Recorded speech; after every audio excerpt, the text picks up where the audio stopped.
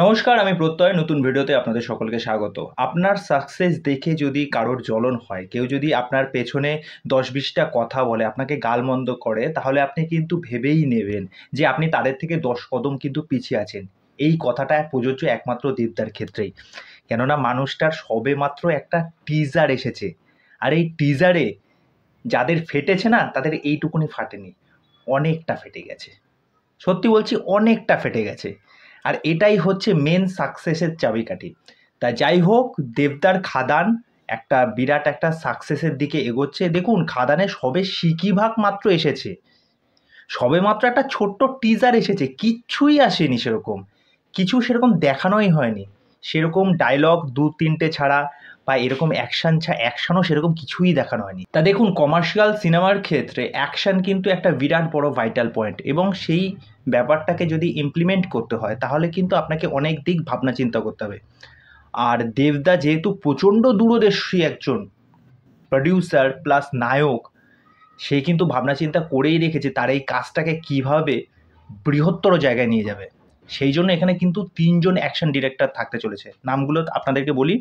আজিজ গুলাব শেখ, তিনি নানা পাটেকারের সাথে আব তাক ৫৬-এ কাজ করেছেন। এছাড়া অন্যান্য অনেক সিনেমায় কিন্তু অ্যাকশন ডিরেক্ট করেছেন।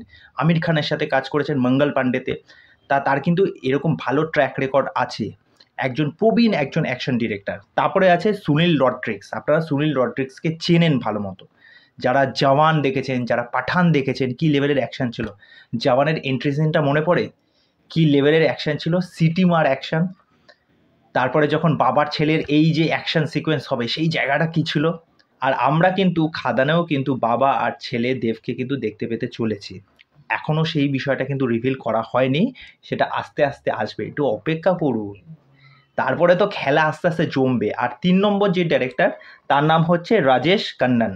রাজেশ খান্নান সালমান খানের সাথে ওয়ান্টেড করেছেন, তারপরে দাবাং করেছেন। তা যেই কাজগুলো কিন্তু মানুষ ভালোবাসা দিয়েছে, প্রশংসা করেছে। একটা সিনেমায় অ্যাকশন ডিরেক্টর ৩ জন, প্রায় ধরে রাখুন প্রায় 60% অ্যাকশনের দৃশ্য কিন্তু থাকবে, 40% স্টোরি টেলিং, এটা আমার প্রেডিক্ট মনে হচ্ছে। তা কী লেভেলের অ্যাকশন হতে চলেছে, সিটি মার অ্যাকশন, মানে হলে বসে থাকা যাবে না, সিটে বসে থাকা যাবে না, এরকম অ্যাকশন। সেই পুরনো দিন ফিরে আসছে যাকে বলে।